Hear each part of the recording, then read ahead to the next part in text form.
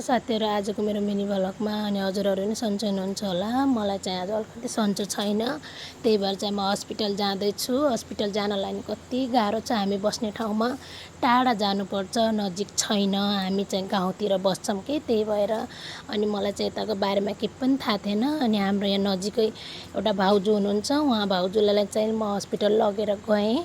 उहाँ भाउजू चाहिँ यतैको हुनुहुन्छ, उहाँलाई यताको बारेमा सबै थाहा छ। अनि हाम्रो टिरेन आउन चाहिँ आयो। टिरेन आएर नि के गर्न, भित्र एउटा पनि सिट थिएन बस्नलाई।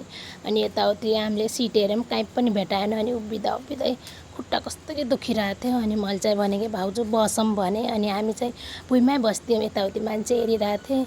मान्छेले हेऱ्यो नि के है, आफूलाई गाह्रो भएपछि त बस्नै पर्यो। अनि म चाहिँ त्यो ढोकाको त्यहाँनिरै बसेको थिएँ। अनि यताउति हेर्दाखेरि चाहिँ हाम्रो नेपालको जस्तै थियो कि, मान्छे रोपिरहेको थिएँ। अनि म चाहिँ उता हेरेर चाहिँ आफ्नो नेपालको याद गाडिरहेको थिएँ कि यस्तै थियो हाम्रो नेपाल पनि भनेर ऊ भाउजूलाई देखाउँदै थिएँ कि। तर आफ्नो नेपालको याद आयो कि धेरै। परदेशमा भएपछि त सानो सानो कुरामा आउँछ। अनि म चाहिँ घरतिर लागेँ। अनि घरतिर लागेर भाउजू चाहिँ आफ्नो रुममा जानुभयो, म अनि आफ्नो रुममा। मेरो छोरा रोयो होला सोचेको थिएँ, मेरो छोरा चाहिँ मजाले सुतेको थियो। अनि मेरो बुढा चाहिँ मोबाइल हेर्दै थियो। मेरो भिडियोलाई लाइक गरिदिनु, माया गरिदिनु होला।